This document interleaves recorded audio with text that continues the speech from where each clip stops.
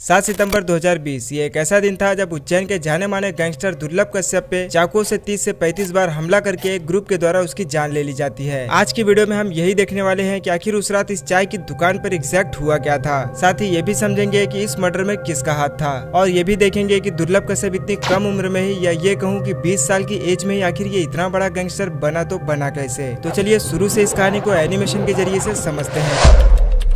8 नवंबर 2000 वो दिन था जब मध्य प्रदेश के उज्जैन के एक शहर अब्दालपुर में दुर्लभ कश्यप का जन्म होता है, जहां मां का नाम पद्मा था जो उज्जैन में एक स्कूल में टीचर थी और पिता का नाम था मनोज कश्यप जो अपना खुद का ही बिजनेस चलाते थे। बच्चे का नाम दुर्लभ इसके माता पिता ने इसलिए रखा था क्योंकि कई मिन्नतों के बाद उन्हें एक संतान हुई थी और माँ को पूरा भरोसा था कि हमारा बेटा बड़ा होकर बड़ा काम जरूर करेगा। लेकिन किसे पता था कि ये बड़ा काम क्राइम की दुनिया की तरफ होगा। खैर क्लास 8 और 9th में ही दुर्लभ अपने स्कूल में पढ़ने वाले बच्चों के बीच होने वाले झगड़ों को सॉल्व करने के लिए बीच में जाया करता था और लकीली उन्हें सॉल्व भी कर देता था। देखते ही देखते स्कूल के सारे बच्चों के बीच में कश्यप का दबदबा बढ़ने लग गया था और महज 16 साल की उम्र में ही अपने स्कूल के साथ कश्यप आसपास के इलाकों में भी काफी ज्यादा फेमस हो गया था। जहाँ छोटी मोटी लड़ाइयाँ हो या कोई और काम हो, लोग दुर्लभ के ही पास आने लगे थे। लोग उसे प्यार से कोहिनूर बुलाने लगे और इसी सब के चलते दुर्लभ का पढ़ाई में मन ही नहीं लगता था और क्लास 10 तक आते आते दुर्लभ की पढ़ाई पूरी तरीके से छूट जाती है। अब इस समय तक दुर्लभ को यह बात समझ आ गया था कि उसे किस काम को करने में ज्यादा खुशी मिलती है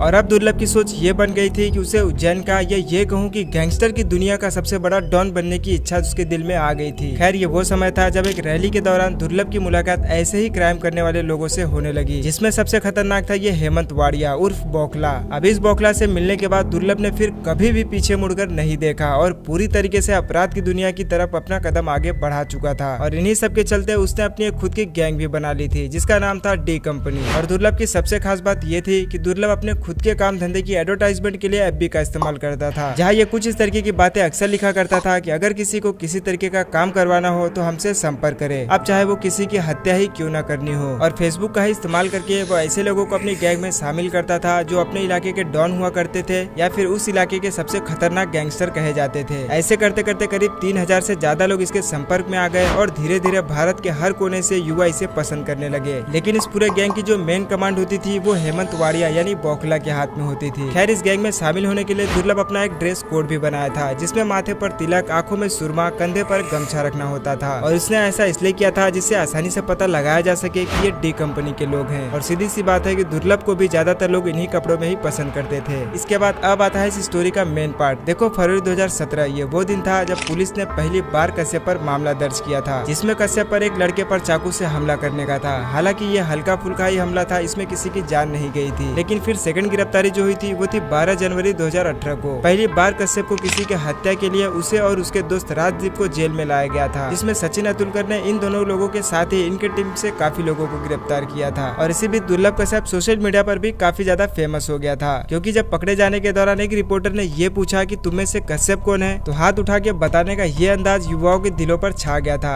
जो इस तरीके के कामों को किया करते थे। और इसके बाद दुर्लभ की पॉपुलैरिटी और भी ज्यादा बढ़ गई और उस समय जब दुर्लभ को गिरफ्तार किया गया था तो उसे शुरू में उज्जैन के एक जेल में रखा गया था, जहाँ सचिन अतुलकर ने कश्यप को ये भी बात कही थी कि कश्यप जब तक तुम जेल में हो तभी तक सुरक्षित हो, क्योंकि इतनी छोटी उम्र में ही तुमने इतने ज्यादा दुश्मन पाल लिए हैं कि बाहर निकलते ही कोई भी तुम्हें मार देगा। और हुआ भी कुछ ऐसा ही। खैर टॉपिक पर वापस आते हैं। नाबालिग होने की वजह से कश्यप ने हाई कोर्ट में अपील की तो हाई कोर्ट ने उसे बाल सुधार केंद्र में भेजने का फैसला कर दिया। कुछ महीने वहाँ अकेले बिताने के बाद वो काफी ज्यादा सुधर गया था और जेल से बाहर आने के बाद वो खुद का बिजनेस भी शुरू करना चाहता था। लेकिन इसी बीच आ गया था 2020, जहाँ पूरे देश में लॉकडाउन की स्थिति हो गई थी। तो उस समय दुर्लभ ने भी बिजनेस का प्लान कैंसिल करके इंदौर से मजबूरन दुर्लभ को उज्जैन अपनी माँ के पास आना पड़ा। यहाँ आपको एक बात ये पता होनी चाहिए कि दुर्लभ के माता पिता के आपस में ना बनने की वजह से ही ये अलग अलग रहते थे, जिसमें कश्यप कभी अपने माँ के पास रहता था, कभी अपने पिता के पास, क्योंकि वो दोनों से ही बहुत ही ज्यादा प्यार करता था। खैर आखिर वो दिन आ गया जब लॉकडाउन की वजह से दुर्लभ उज्जैन अपने मम्मी के यहाँ पर आ जाता है और कुछ महीने यहाँ रहने के बाद और लॉकडाउन का लंबा समय चलने की वजह से वो इस बात से काफी ज्यादा ऊब जाता है और कॉल करके 6 सितंबर 2020 को अपने दोस्तों को घर पर खाने के लिए इनवाइट कर देता है, क्योंकि 6 सितंबर तक लॉकडाउन की स्थिति भी काफी ज्यादा नॉर्मल हो चुकी थी। इसके बाद दुर्लभ के सभी दोस्त उसके घर आते हैं और फिर रात का खाना खाते हैं और कुछ बातचीत करते हैं। तभी दुर्लभ के दोस्त का मन बाहर जाकर चाय और सिगरेट पीने का करता है। लेकिन दिक्कत ये थी कि इस समय तक रात के 1 बज चुके थे और रात के 1 बजे तक चाय की सभी दुकानें बंद हो जाती है। तभी इनमें से एक दोस्त ये कहता है कि मैं अभी हेलावाड़ी क्षेत्र से ही आ रहा हूँ और मैं हेलावाड़ी में एक चाय की दुकान को जानता हूँ जो रात भर खुली रहती है। तभी करीब रात के 1 बजे सभी अपनी बाइक्स उठाकर हेलावाड़ी की उस दुकान की तरफ निकल जाते हैं, जहाँ सभी पहुंचकर चाय पी रहे होते हैं कि वहाँ पर अपनी कार से कुछ और लोग पहुंच जाते हैं। रुको, ये तो समझ लो कि आखिर ये लोग है कौन। देखो, जिस इलाके में अभी दुर्लभ बैठा है ये हेलावाड़ी है, और इस इलाके में जिस गैंग का दबदबा चलता था वो था केकेसी यानी कुत्ता कमीना चीज, जिसका लीडर था रमीज खान। और अभी यहाँ पे इसी गैंग के मेंबर मौजूद है। यही है केकेसी के लोग, जिसमें ये शहनवाज इसमें से सबसे खास है। और यहाँ बैठा है ये सादाब जहरीला, जो कि शहनवाज का भाई था। अब केकेसी के लोग इस समय यहाँ पर इसलिए पहुंच गए क्योंकि जिस चाय की दुकान पर ये लोग बैठे हैं ये इसी ग्रुप के लीडर रमीज का भाई चलाता था, जिसका नाम था अमन उर्फ भूरा। अब यहाँ पर यह भी हो सकता है कि शायद हो सकता है कि कश्यप के यहाँ होने की खबर इसी ने दी हो। खैर, जब यहाँ पर केकेसी और डी कंपनी दोनों आमने सामने आ जाती है तो दोनों में बहुत ही भयानक बहस हो जाती है। और बहस में कश्यप को इतना ज्यादा गुस्सा आ जाता है कि उसने फौरन अपनी पिस्टल निकाली और सीधा शहनवाज पर गोली चला दी, बिना कुछ भी सोचे समझे। हालांकि किस्मत अच्छी है और गोली हल्की से मिस हो गई और गले के पास से गुजर गई। फिर क्या, शहनवाज के गिरते ही बाकी के लोग गुस्से में कश्यप पर हमला कर देते हैं। बाकी कश्यप के दोस्त के पास कोई हथियार न होने की वजह से ये सब भागने लगे, और दोस्तों को भागता हुआ देख कश्यप कुछ समझ नहीं पाया और भागने की वो भी कोशिश करने लगा। आप यहाँ पे ये भी जानकर हैरान हो जाओगे कि भागने वाले कश्यप के सारे खास दोस्त ही थे। इसमें से ये एक राजदीप मंडोई, कश्यप का जो बहुत ही खास मित्र था। खैर, बाकी लोग भागने में तो सफल रहे, लेकिन कश्यप को चारों तरफ से घेर लिया गया, क्योंकि टारगेट भी तो यही था। अब कश्यप शहनवाज, राजा, सिराज बाबा और सदाब के द्वारा चारों तरफ से घेर लिया जाता है। फिर क्या था, एक के बाद एक इन सबने मिलकर 30 से 35 बार कश्यप पर चाकू से हमला किया और उसे इतनी बुरी तरीके से घायल कर दिया कि शब्दों में बताना ये इम्पॉसिबल है। और फिर वहीं पास में खड़े इस चाय वाले ने कोई कसर नहीं छोड़ी और उसने ये कहा कि इसे आज ही पूरी तरीके से मार डालो, नहीं तो आगे चल के ये बहुत बड़ी प्रॉब्लम खड़ी कर देगा। खैर, इस समय रात के 2 बज रहे थे, सब अपने घरों में सो रहे थे और केकेसी के लोग अपना काम खत्म करके चुपचाप यहाँ से चले जाते हैं। और सुबह पुलिस को कश्यप की बॉडी यहाँ पर बिना शर्ट की ऐसी हालत में मिली, एक छोटे से चौल में। पूरे शरीर पर कई बार चाकू से वार किया गया था और पूरा शरीर खून से लथपथ था। ये बताना तो बहुत ज्यादा मुश्किल है कि कितनी दूर तक उसे दड़ा दड़ा कर मारा गया है। खैर, अगर उस दिन कश्यप के दोस्त थोड़ी सी और हिम्मत दिखाते तो शायद कश्यप आज जिंदा होता था। लेकिन बात वही है कि बुरे काम का नतीजा बुरा ही होता है। वीडियो पसंद आई हो तो प्लीज लाइक करके चैनल को सब्सक्राइब जरूर